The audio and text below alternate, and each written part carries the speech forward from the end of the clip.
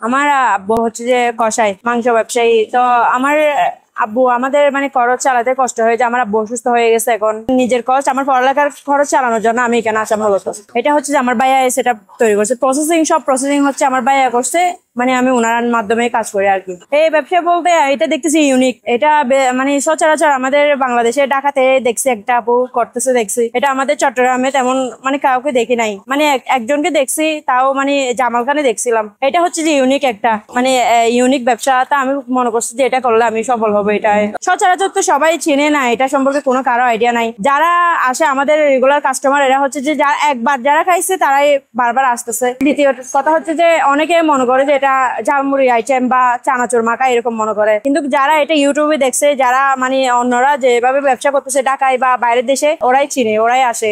আর অনেকে আসে যে মানে ফার্স্ট টাইম ট্রাই করার পর বুঝতে পারে এরকম আর কি। মানে আমি এই বিজনেসটা করে আমি আসলে এখন আমার পড়ালেখার খরচও চালাতে পারতেছি, আমার ফ্যামিলিতেও সাপোর্ট করতে পারতেছি। মানে আমার আব্বু যখন অসুস্থ, আমি আমার ফ্যামিলিকেও দিতে পারতেছি টাকা পয়সা। এটা দিয়ে আমি ভালোই চলতেছি মাশাআল্লাহ। এটা না করলে পড়ালেখা বন্ধ হয়ে যাবে আমার, কারণ আমার ফ্যামিলিতে আমার খরচ কেউ চালাচ্ছে না। আমার খরচ আমি নিজে এটা নিয়ে পোষাচ্ছি। আমার নাম হচ্ছে যে সাজেদা ইয়াসমিন কলি। আমি হচ্ছে যে চট্টগ্রাম মহসিন কলেজে পড়ি, অনার্স সেকেন্ড ইয়ারে ইকোনমিক্স সাবজেক্ট নিয়ে। আমার ফ্যামিলি মেম্বার হচ্ছে যে আমরা 1 ভাই 3 বোন। আমার আম্মু নাই, আমার আম্মু মারা গেছে। বজ্রপাতে বলতে এটা একটা অ্যাক্সিডেন্ট। রাতে আমরা সবাই ঘুমাইছিলাম, হঠাৎ উঠে দেখি আমার আম্মু মারা গেছে সেদিন রাতে বজ্রপাতে। মানে অনেকে এটা অনুমান করে বলছে আর কি যে এইখানে শর্ট খাইছিল, মানে আমার আম্মুর কপাল পড়ে গেছিল, এটার কারণে সবাই বলছে আর্থিং করছে, পাশে মানে বিদ্যুতের তার ছিল, এটার কারণে হয়েছে এরকম বলছে আর কি। সব মিলাই বুঝতে পারছি যে এটা বজ্রপাতে হয়েছে। যে আমার আব্বু মাছের ব্যবসা করতো তখন। তা আমার আম্মু মারা যাওয়ার পরে আমরা একটু ভেঙে পড়ছিলাম সবাই।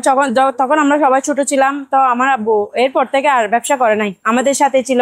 আমার আম্মু মারা যাওয়ার পরে সমস্যা বলতে আমার মেজো আপুকে, আমার বোন মেজোটাকে পড়ালেখা বন্ধ করে দিতে চাইছিল, আমারও পড়ালেখা বন্ধ হয়ে যেত। যেহেতু আমরা মানে ফিনান্সিয়াল অবস্থা খারাপ, আমার আব্বু কিছু করতেছিল না তখন। সবকিছু মিলাই অনেক কষ্টের দিন যাচ্ছিল। এরপর থেকে আমার আব্বু টিউশন করাইতো, আমিও টিউশন করাইছি। আমি ক্লাস 9 থেকে টিউশন করাইছি, মানে নিজের খরচটা আমি ক্লাস 9 থেকে চালাইছি। এর আগে থেকে আমার ভাইয়া চালাইছে, আমার আফু চালাইছে। আমার আফু জব করতো তখন। শুরু করা হয়েছে যে আমি একটা জব করতাম। জবটা যখন আমি ছেড়ে দিছি, আমি অনেক কষ্টে পড়ে যাই যে এরকম সিচুয়েশন আমি কি করব, আমার তো খরচ চালাতে হবে।